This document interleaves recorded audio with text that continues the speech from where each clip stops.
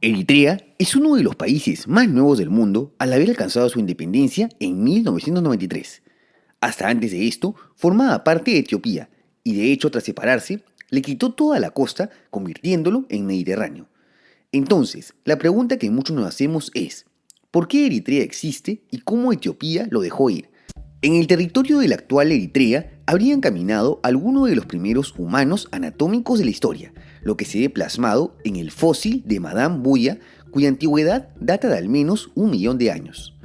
Por tal motivo, Eritrea es considerado por los arqueólogos como un territorio clave para el entendimiento de la evolución humana. Ya adentrándonos a la antigüedad, los primeros asentamientos en Eritrea datan del 8000 a.C., aunque la primera documentación sobre su territorio no aparecería hasta el 2000 a.C. mediante la denominada Tierra de Punt. Esta región fue documentada por los antiguos egipcios como un lugar en donde comerciaban oro y marfil. Asimismo, se documentó una expedición oficial hacia el 1469 a.C. durante el gobierno de la conocida reina Hatshepsut. Sin embargo, la ubicación exacta de este territorio no es precisa, pero tentativamente ocupó gran parte de la actual Eritrea. Si hablamos de estados organizados, el primero podría considerarse el reino de Damot entre los siglos X y V a.C. Este estado estaría basado en la etnia ge'ez, cuyo idioma, actualmente extinto, perteneció a las lenguas semíticas, relacionadas con el amárico y el tigriña y lejanamente emparentados con los actuales hebreo o árabe. Damot sería absorbido por el reino de Aksum, también de esencia ge'ez, y que dejó un importante legado en Etiopía y Eritrea, la religión cristiana. Hacia el siglo VII después de Cristo, en plena expansión del Islam, un grupo de disidentes migró hacia la parte de Eritrea de Aksum para huir de las persecuciones de los coraichitas. Por tal motivo, aún existe una importante presencia del Islam en el país, algo que se mantiene hasta nuestros días. De hecho, la primera mezquita de África, la mezquita de la Compañía, es considerada como la más antigua del continente y se encuentra en Massawa, Eritrea. Tras la decadencia de Aksum, se forma el reino de Medi Bahri, el cual por momentos se mantuvo independiente y por otros recibió la influencia del imperio etíope.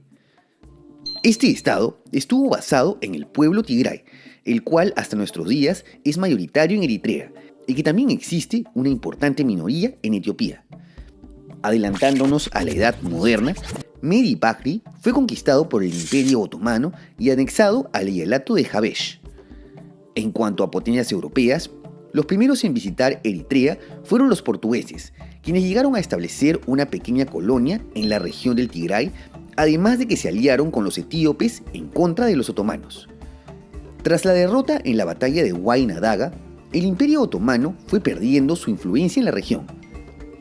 Hacia fines del siglo XVI, los otomanos se retirarían, aunque retendrían el control del litoral eritreo de importancia estratégica debido a la salida directa al Mar Rojo.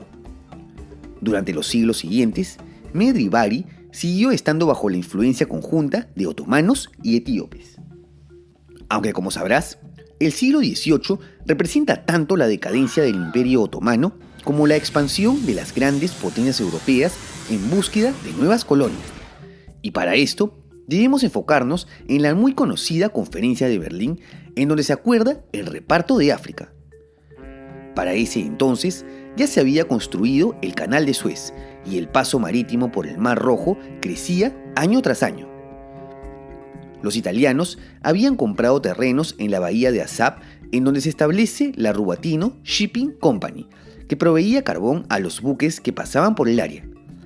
Para la década de 1880, Etiopía había anexado el reino de Medi Bahri en detrimento de los otomanos, pero ahora se enfrentaba a un enemigo mayor, los italianos, que consiguieron el reconocimiento de los otros poderes europeos para colonizar Eritrea y Etiopía.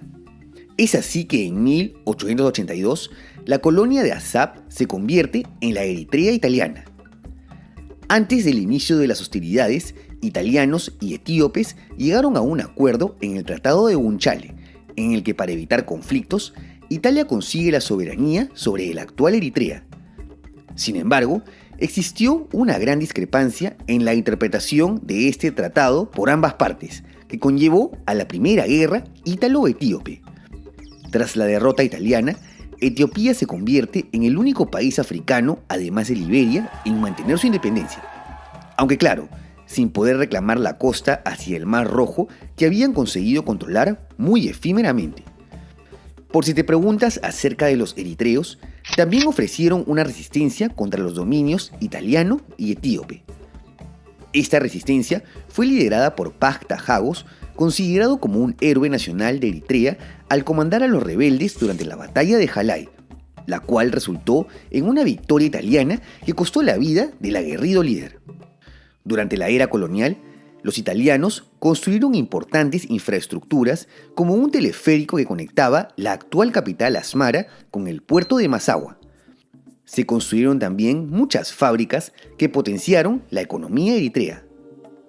En 1936, Italia realiza un segundo intento de conquista de Etiopía, esta vez más fortalecidos y con importantes bases en Eritrea, consiguiendo exitosamente anexar el país.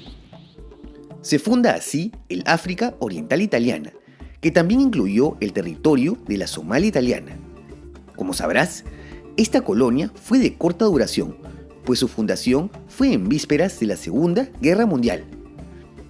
En ella, consiguen iniciales victorias contra los británicos, a quienes expulsan de su parte de Somalia en 1941. No obstante, el Reino Unido se reivindica un año después y consigue una decisiva victoria en la Batalla de Keren, ciudad ubicada en Eritrea, que significó el fin del África Oriental Italiana y el inicio de la ocupación británica en Eritrea. Si bien Etiopía pudo mantener su independencia, las tropas británicas no se retiraron de Eritrea hasta 1950, a espera de las negociaciones con los otros aliados para decidir el destino de esta región. El entonces emperador Haile Selassie realizó maniobras diplomáticas para convencer a los aliados de la incorporación de Eritrea a Etiopía debido a sus antecedentes históricos.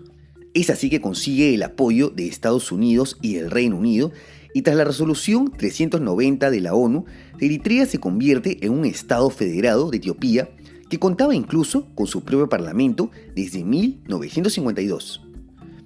Aunque a decir verdad, la mayoría de eritreos ya había creado una identidad ajena a Etiopía, país al que había pertenecido por periodos muy efímeros.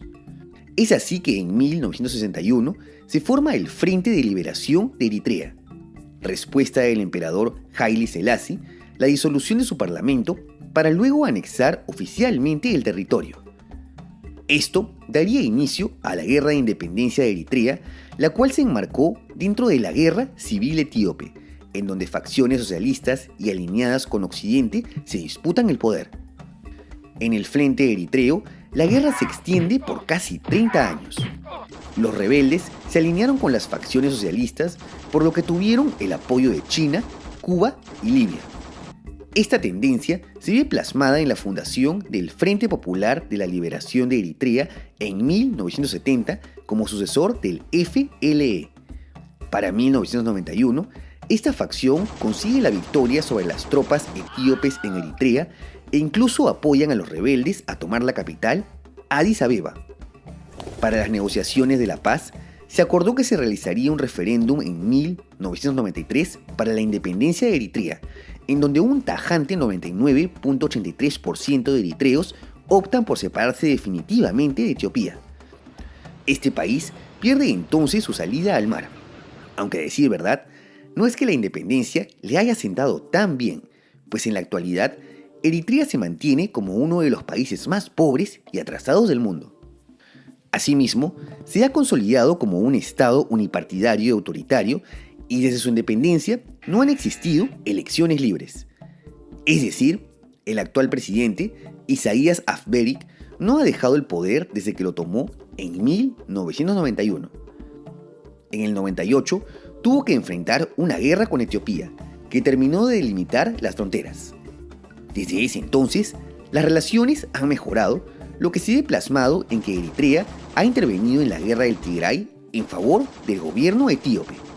Guerra que, por cierto, se sigue gestando hoy en día. Como ves, Eritrea existe porque a pesar de estar étnica y culturalmente relacionado a Etiopía, hubo dos grandes periodos que la separaron de la misma, la era otomana y la era italiana, sobre las que se creó un sentimiento de identidad ajeno al etíope que motivó a los eritreos a alzarse en una larga guerra de 30 años tras que consiguieron su objetivo.